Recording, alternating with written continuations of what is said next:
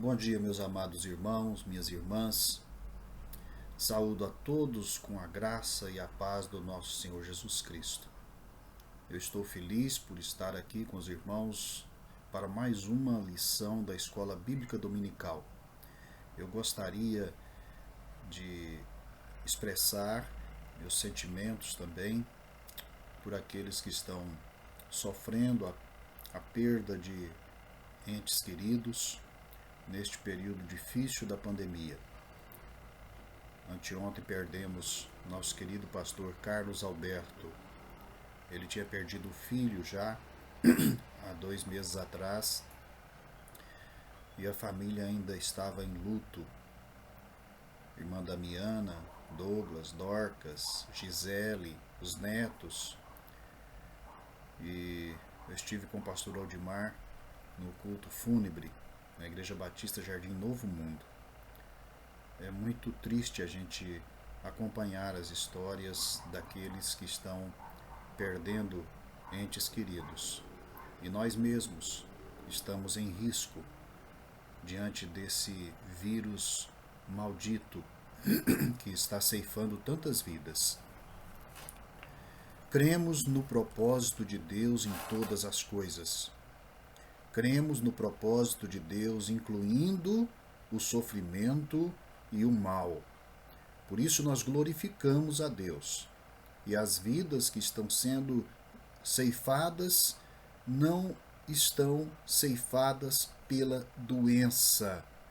É na eterna soberania de Deus que Ele, na verdade, recolhe as vidas para si. Ele é, de fato, aquele que envia os seus anjos para a colheita. Cremos no Senhor, cremos na bondade do Senhor, cremos no consolo do Senhor para todos aqueles que estão perdendo entes queridos e que ficam com dor profunda na alma e no coração. Sabemos que este consolo vem do Espírito Santo de Deus para o coração. Por isto, creia no Senhor. Permita que o Espírito de Deus acalme o teu coração.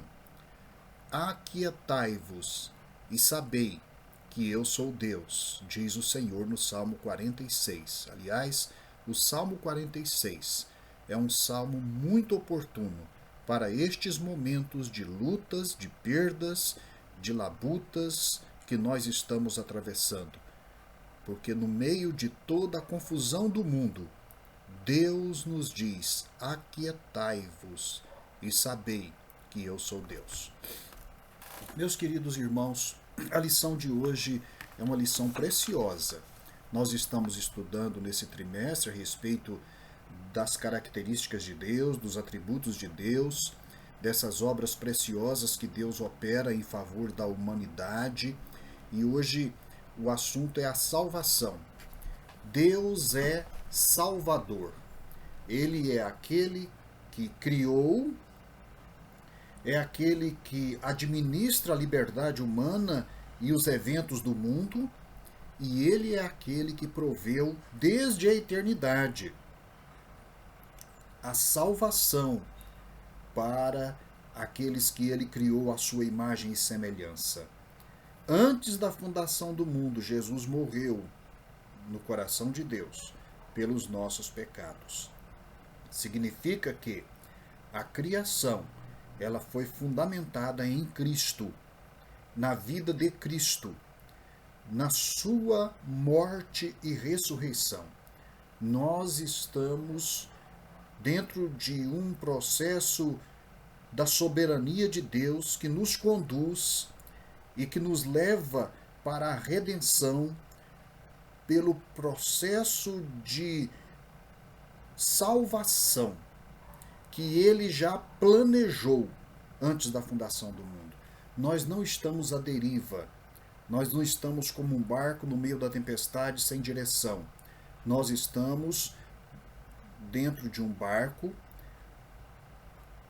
em que no leme estão as mãos poderosas e sábias do Senhor Jesus Cristo. Então a salvação é algo garantido.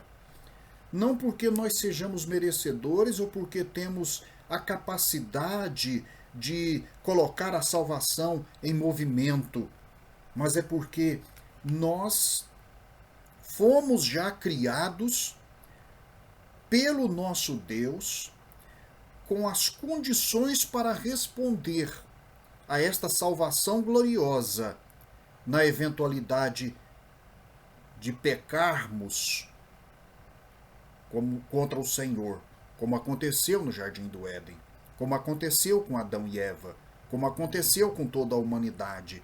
Todos pecaram e foram destituídos da glória de Deus. Então todos estão agora à mercê da salvação. E todos precisam de ter dentro de si esta já capacidade inerente, concedida pelo Senhor e despertada pelo Espírito Santo de Deus, para aceitar a salvação com humildade, com confissão de pecado e com gratidão na alma. Nós somos destinados para a salvação. Então, é bom estudarmos isto. E eu gostaria então de destacar que estes capítulos, que os irmãos já leram certamente, o capítulo 8 e 9 de Romanos e o capítulo 2 de Efésios, são capítulos centrais para nos dar o profundo conhecimento da ação de Deus em prol da nossa salvação. E a salvação que Deus preparou para nós é uma salvação que, segundo esses capítulos de Romanos e Efésios, não deixam dúvidas sobre a sua efetividade. A segurança da salvação. Deus é Salvador. Essa é uma característica de Deus. Durante todo o Antigo Testamento, o que nós mais encontramos é a ação do Deus Salvador, preparando para o Novo Testamento, quando o próprio Salvador viria ao mundo e ele traria salvação debaixo das suas asas, no seu coração, nas suas ações, nos seus milagres, na sua morte, na sua ressurreição. A salvação é a pessoa de Deus entre nós. É a garantia de que Deus está comprometido em todo o seu coração pela salvação das nossas almas, pela redenção da sua criação, pelo destino eterno daqueles que ele amou e que ele veio buscar para a vida eterna. Portanto, Deus é Salvador. Isto é fundamental, meus queridos irmãos e irmãs. Nós termos este sentimento de confiança de que Deus, na sua natureza, nos seus planos eternos, ele é Salvador.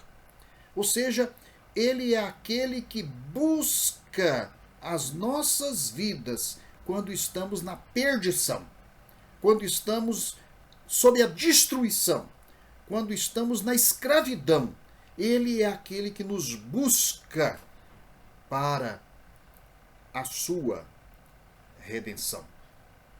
Pois bem, não há outro versículo com uma afirmação mais definitiva do que Romanos 8:1. Olha o que Paulo nos diz, meus queridos irmãos e irmãs. Agora, pois, já nenhuma condenação há para os que estão em Cristo Jesus. Olha que versículo maravilhoso. Que versículo que nos dá a ideia da perfeição da salvação. É a perfeita salvação que não deixa margem para nenhum evento, digamos, do acaso.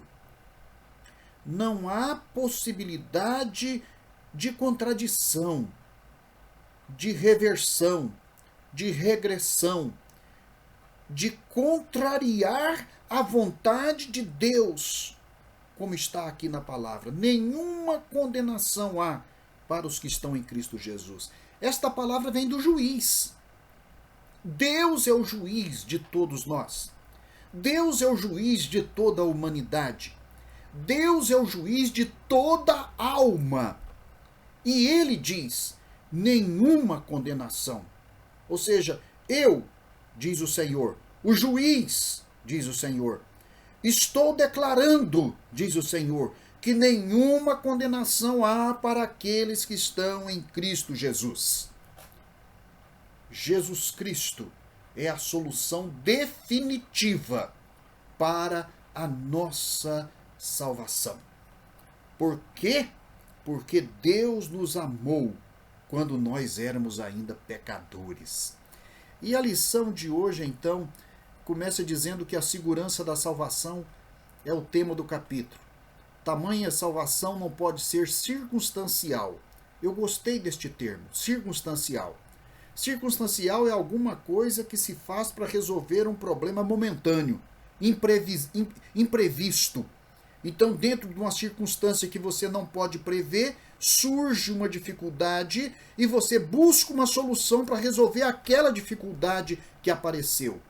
Mas o pecado, a queda, não foi uma questão simplesmente circunstancial que Deus não havia previsto na sua sabedoria. Ele tanto preveu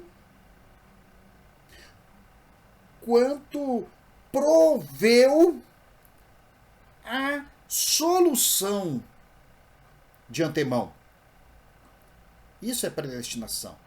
Ou seja, ele viu na sua presciência e ele então proveu na sua amorosa vontade a salvação para nós que haveríamos de pecar.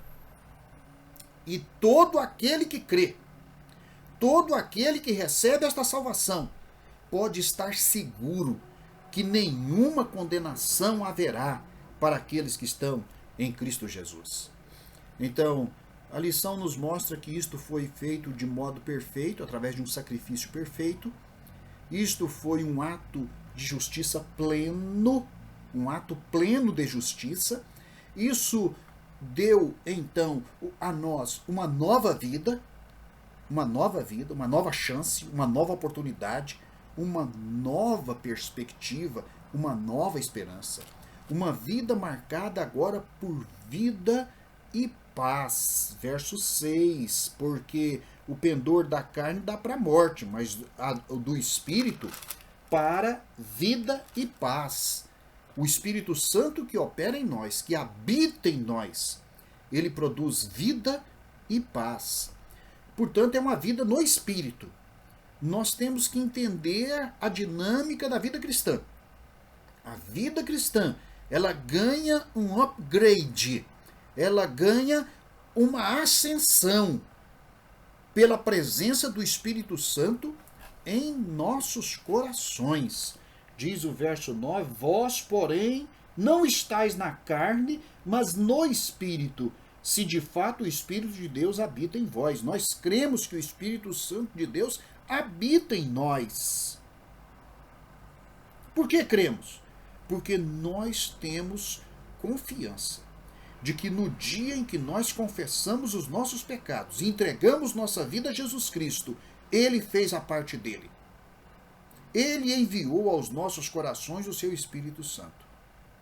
Não porque merecíamos, não porque fizemos tudo certinho, mas porque houve sinceridade na nossa alma e uma entrega definitiva da nossa vida nas mãos do Senhor Jesus Cristo. E quando entregamos nossa vida de modo definitivo nas mãos do Senhor Jesus Cristo, em oração e com fé, Ele faz a parte dele. Ele vem e nos dá do seu Espírito Santo e sela nossa alma com o selo do Espírito Santo para a vida eterna. Então, é uma vida no Espírito que nos faz, então, agora filhos de Deus, nos dá filiação.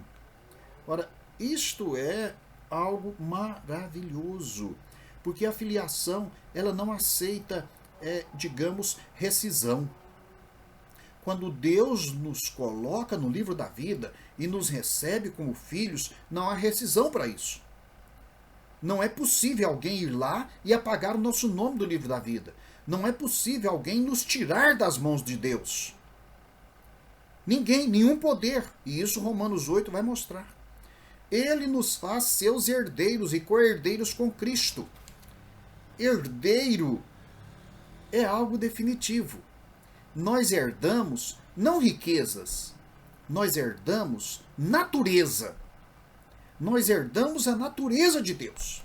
Muito mais precioso que ouro, que prata, que ruas de ouro na cidade celestial. Enfim, nós herdamos a natureza. Ou seja, algo que é divino. Nós herdamos pela graça salvadora que há em Cristo Jesus.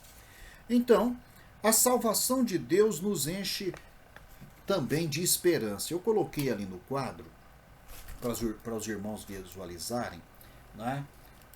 Isto, nós fomos alcançados com uma perfeita salvação, como diz Romanos 8:1. Nós vivemos agora na esperança. Que coisa gloriosa é a esperança, sabe por quê? Porque a esperança é o mover de Deus em nós, que nos faz vitoriosos, que não nos deixa perecer nas circunstâncias, que não nos deixa ser sufocados pelos problemas, pelas dores, pelas tribulações do dia a dia. A esperança nos faz olhar para além das circunstâncias, para o poder que está à nossa disposição, para as promessas preciosas que Deus nos dá em garantia. Então, esperança. A esperança é algo maravilhoso. Diz aqui, porque para mim tenho, por certo, diz Romanos, capítulo 8, verso 18, que os sofrimentos do tempo presente não podem ser comparados com a glória a ser revelada em nós. Ou seja, o que está por vir e o que nós vamos receber e experimentar é infinitamente mais do que aquilo que sofremos neste mundo. Aquilo que nós padecemos, aquilo que nós não entendemos, aquilo que nós temos que suportar e às vezes até morrer por aquilo em que nós cremos. Mas morrer pela fé, morrer na fé, morrer em esperança, morrer em Cristo. Isto é a nossa esperança. Também coloquei aqui, como terceiro ponto da lição, a segurança. Segurança é algo fundamental para nós. Não é algo que se constrói na sociedade humana. A sociedade humana é insegura. A natureza também não nos dá segurança, ou seja, a própria criação está sujeita a reveses, a mutações, a cataclismas, enfim, a um efeito movediço. Segurança é algo que nós temos em Cristo Jesus. Ele é imóvel. Ele é aquele que não se move da sua promessa. Ele é aquele que está sempre presente. E ainda que as coisas aqui sejam absolutamente difíceis de serem aceitas, não é? Versos 31 a 39. Esses versículos são esplendorosos. Olha, que diremos, pois, a estas coisas? Se Deus é por nós, quem será contra nós? Ou seja, quem é que há de nos causar algum mal? Se Deus é o nosso escudo, se Deus é o nosso castelo forte, ou seja, não haverá nada que nos atingirá que não passe antes pela permissão de Deus. O livro de Jó e as experiências de Jó são prova definitiva de que, ainda que seja o próprio demônio que questione a nossa fé e que peça a prova da nossa fé, ele não nos poderá tocar além do que Deus permitir. Não veio sobre vós provação humana, mas fiel é Deus, que não vos deixará ser tentados além do que possais suportar, ou seja, além da medida de Deus em nós. É claro que muitas vezes situações podem até ceifar vidas, mas se nós estamos em Cristo, nada que nos aconteça estará fora do propósito de Deus para as nossas vidas. Então, aquele que não poupou seu próprio filho, esse argumento é magistral, ele é majoritário. Aquele que não poupou seu próprio filho, antes por todos nós o entregou, porventura não nos dará graciosamente com ele todas as coisas? Aquele que não poupou seu próprio filho, ou seja, aquele que por amor de nós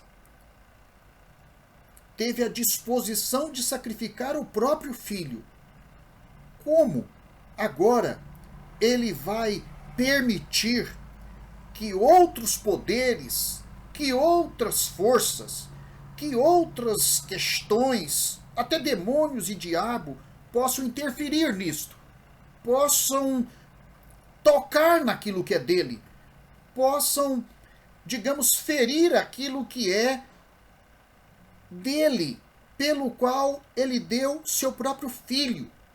Não há nada mais precioso para Deus do que Jesus Cristo. Se aquilo que é o mais precioso para Deus, que é o seu Filho amado, e ele deu por nós, então nós agora seremos a menina dos seus olhos. Nós agora seremos o alvo da sua proteção, do seu cuidado, da sua destinação. Ele nos destina para a vida eterna. Nada pode interromper esse fluxo, esse caminho, essa destinação. Nem a morte. A morte para o crente, ela vai ser então um mero dormir no Senhor. Ela vai ser um descanso no Senhor. Ela vai ser então a porta de entrada para a glória celestial. Ela não será mais aquele elemento ou aquela divindade que ceifa vidas e que aprisiona no Hades, como na mitologia grega. Nós somos resgatados e não passamos pelo domínio da morte. Nós somos libertados pelo ato glorioso de Jesus Cristo na cruz do Calvário, que venceu a morte, que nos deu a graça do poder da ressurreição. E não há ninguém que pode interromper esse processo que Deus está realizando e já fez em Cristo Jesus por nós. Portanto, é uma segurança absoluta. Absoluta. Ninguém poderá nos separar do amor de Deus que está em Cristo Jesus, o nosso Senhor. Ninguém. Pois bem, o outro aspecto é que esta graça, esse processo de salvação que Deus opera a nosso favor, ele é soberano. Ou seja, ele tem o caráter da exclusividade da mão de Deus. É o braço de Deus quem opera isso. Esta é uma decisão de Deus. E esta é uma operação de Deus, o Senhor dos Exércitos. Ele coloca em ação e ninguém vai interromper essa ação, que é a ação da graça soberana. A graça soberana significa nada pode impedir o processo de salvação. Nem mesmo a miséria humana, nem mesmo as falhas humanas, nem mesmo o nosso sentimento de indignidade diante de Deus, nem mesmo os pecados que estão em nós, porque nós fomos perdoados deles, fomos resgatados deles. A carne é uma militância em nós ainda, mas o Espírito que habita em nós é mais poderoso do que a carne que luta contra o Espírito. Os frutos do Espírito prevalecerão contra os frutos da carne. Graça soberana. Não há possibilidade de Deus permitir que a sua graça seja invalidada. A graça de Deus é soberana. Isso nós temos lá em Efésios, no capítulo 2, esse texto rico que o apóstolo Paulo nos dá, não é? Versículo 8, porque pela graça sois salvos, mediante a fé, ou seja, o meio pelo qual nós somos salvos é a fé que depositamos na promessa do Senhor. Isso não vem de vós. Ou seja, a salvação não é algo que nós conquistamos. É algo que nós recebemos. É dádiva. E ela é recebida pela fé. É dom de Deus, diz aqui, final do versículo 8. Se é dom de Deus, não é algo que seja produzido por circunstâncias humanas ou por vontade humana. Dom é presente que se dá. Nós recebemos, nós somos os recebedores, nós somos os destinatários, nós somos o vaso que é preenchido pela salvação que Deus derrama dentro de nós. É graça soberana. Deus protege esse ato dele. Ninguém pode interferir nisso. É entre ele e a alma humana que crê. Ela creu e isso foi imputado por justiça desde Abraão, que é o pai da fé. E por fim, a nova criação. Nós somos os herdeiros das benesses de Deus. Benesses aqui no sentido das benfeitorias, das bênçãos, das bem-aventuranças, das coisas maravilhosas que Ele está preparando para nós, da sua riqueza eterna. Ou seja, nós vamos estar junto de Deus, dentro de todo esse universo infinito que rodeia Deus. Nós estaremos do lado de Deus, ou seja, nós estaremos no ponto mais próximo de Deus. Não estaremos na periferia, estaremos no centro, onde Deus governa, onde Deus reina, sob o seu trono, eternamente, como nos diz o Apocalipse. É a nova criação. Diz o texto, pois somos, eu estou lendo Efésios 2:10, pois somos feitura dele. O que é uma feitura? É uma produção. Uma feitura é aquilo que se fez. É a obra que foi feita. Então nós somos a obra que foi feita por Deus. Agora, da nova criação. Criados em Cristo Jesus, não mais em Adão. Criados em Cristo Jesus. Desde a eternidade, porque isso foi revelado nas Escrituras. No meio de todo esse processo de experiência do pecado, Deus disse, olha, Cristo morreu por vós antes da fundação do mundo. Ou seja, nós temos a herança de Adão. E a herança de Adão nos trouxe a marca do pecado e a condenação do pecado. Mas Cristo Jesus veio para alicerçar, para ser a pedra de esquina deste novo edifício, desta nova criação, onde nós fomos implantados, colocados. Nós fomos destinados a Jesus. Nós recebemos a seiva desta oliveira santa. Nós recebemos dele vida e paz. Portanto, somos nova criação. E nós somos nova criação para as boas obras. Ou seja, enquanto vivemos aqui, nós vivemos na prática de obras. O que são as obras?